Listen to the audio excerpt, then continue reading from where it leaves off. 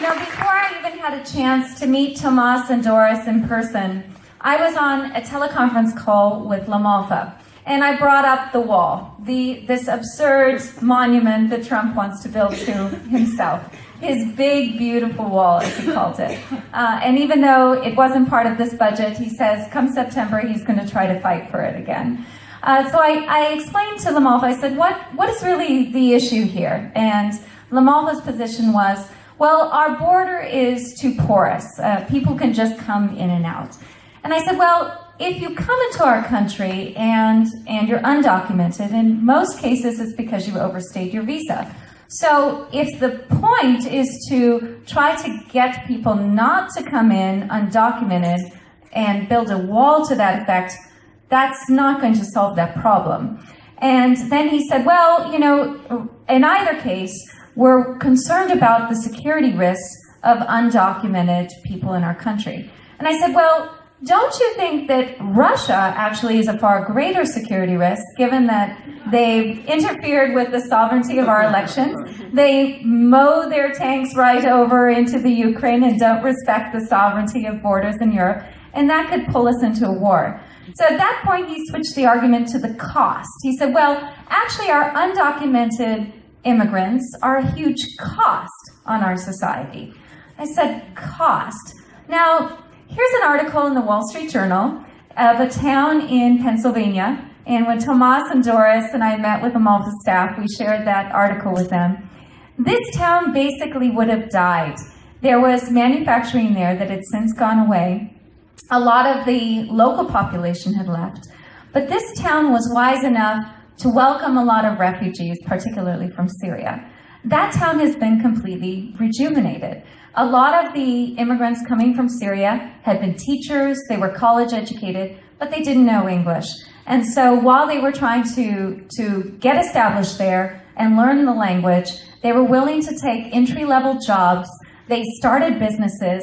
They completely rejuvenated the business community there by patronizing the businesses there as well as starting their own. So this town was alive again because of the refugees coming into the country. And we all know whether, like me, our ancestors immigrated here many generations ago and had come from difficulties in Europe to start a whole new life here, or we've come in as children, or even as adults. We have some immigrants here from Holland, that it's really the immigrants that have built this nation and made America great. When Trump talks about putting America first, it's the immigrants and our refugees that we welcome that put America first. And, I think one of the motivations that Trump has had in trying to focus on illegal immigrants and on Muslims is he tends to be the master of distraction. And by not focusing on those key issues that are so important for solving real problems, like the growing gap between the very wealthy in the United States and working families, or lifting families out of poverty, instead he'll distract those who already feel bitter and forgotten with blame and scapegoating on an other. So, as many have known throughout history, other has sometimes meant being black, sometimes meant being Jewish, and this time it's undocumented immigrants and Muslims. And so rather than try to solve these problems, he's going to try to redirect everyone's attention by scapegoating a minority group. And there's another motivation, apart from racism and scapegoating. So most immigrants tend to be more liberal-leaning, and the GOP knows this. And they don't want more immigrants coming into the country who tend to vote Democrat or for more liberal parties. They want to be able to keep their base of predominantly older, white Americans. So immigrants tend to be a threat to their voter base. But I think that the main thing that we can learn and what we can do here in supporting our dreamers and all of our immigrants is to continue to speak out, to our elected leaders. And if they don't listen to us, then we'll let them know, we're going to put other leaders in place that do respect their rights. And it's really critical that we continue to have a voice, because as Martin Luther said, one thing that's very dangerous is when we remain asleep during a great social revolution. So we're all here today to remind Dr. King up there in heaven that we are wide awake and we are prepared to speak out, and we are going to be the voices of justice in the face of injustice. So, if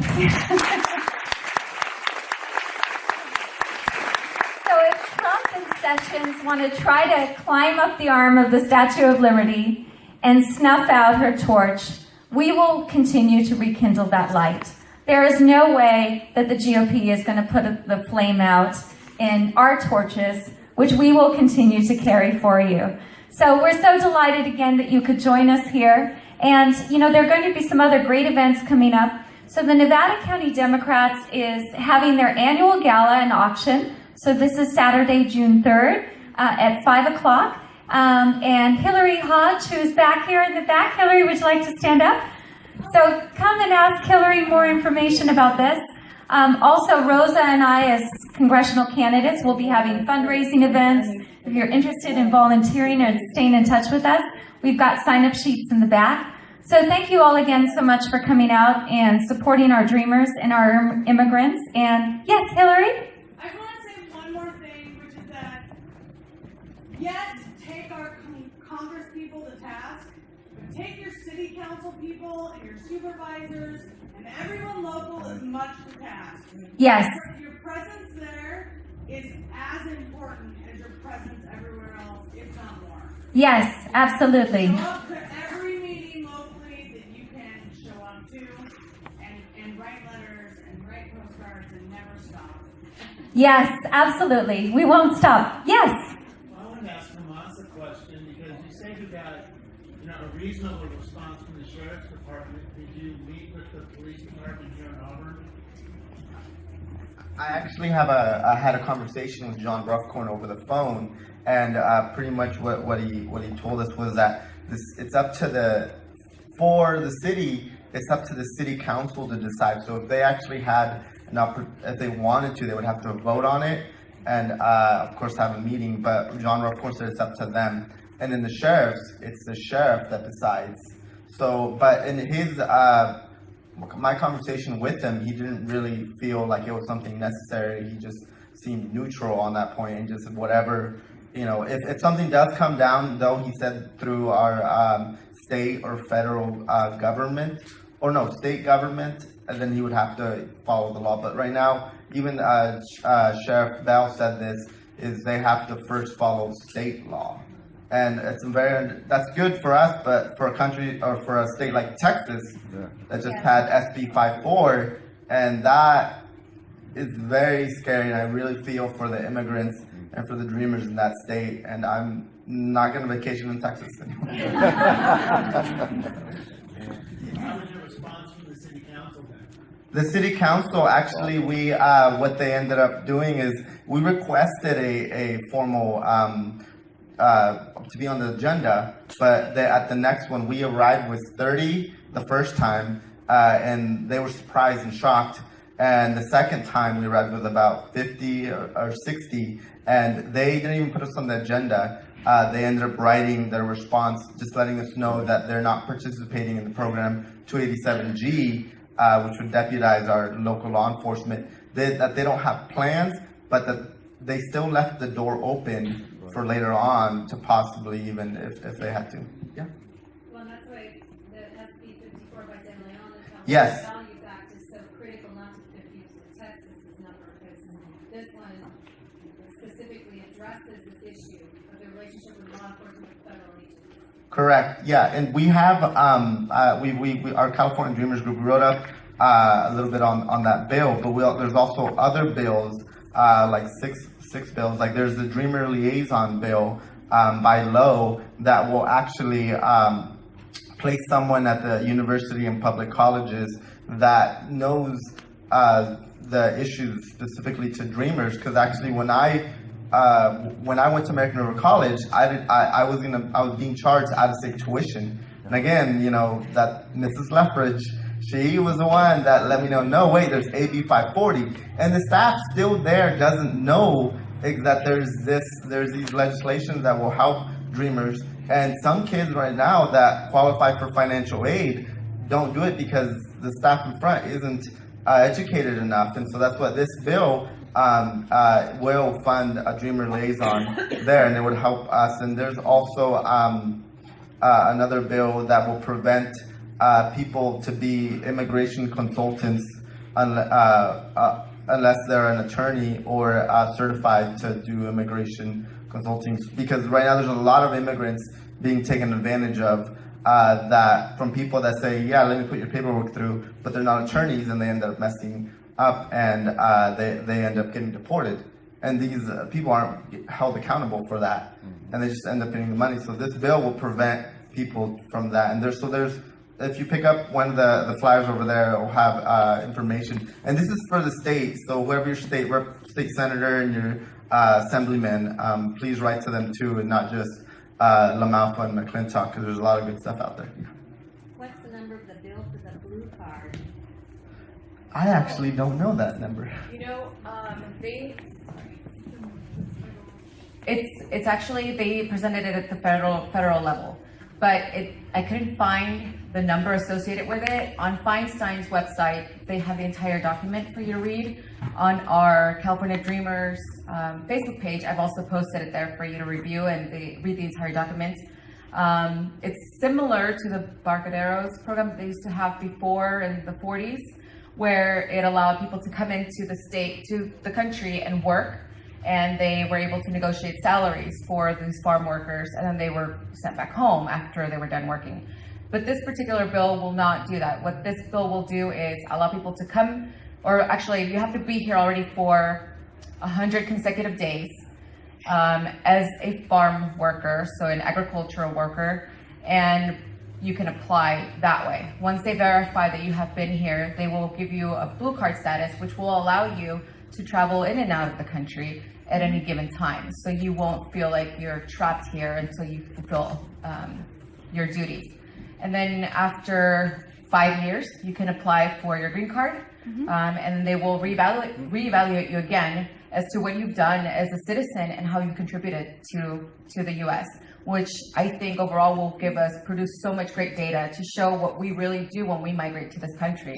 You know, I don't know if you heard what my crime was, but I went to school, I went to college, I started a business, and his crime was also to go to school and be educated, and I think that was the crime of every single migrant that has spoken tonight. So I don't think the actual idea that we come here and commit these crimes, and we're rapists and we're gang members, we need to really reverse that rhetoric and really readdress what the real migrant really is.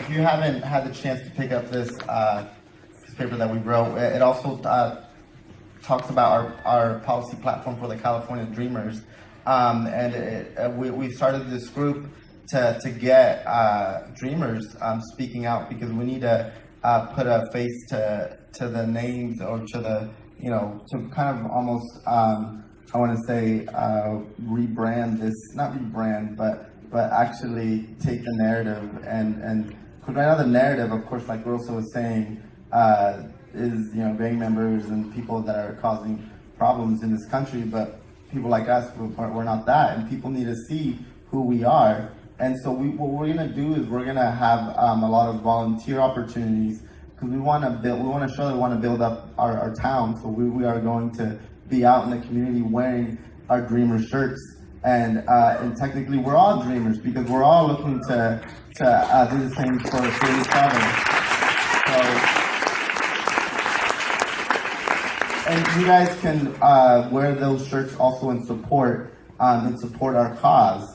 But I actually wanted to go over one more, which is SB 6 by Fuesa, which this proposal seeks to provide funding to provide access to legal representation for non-citizens in removal processing in California.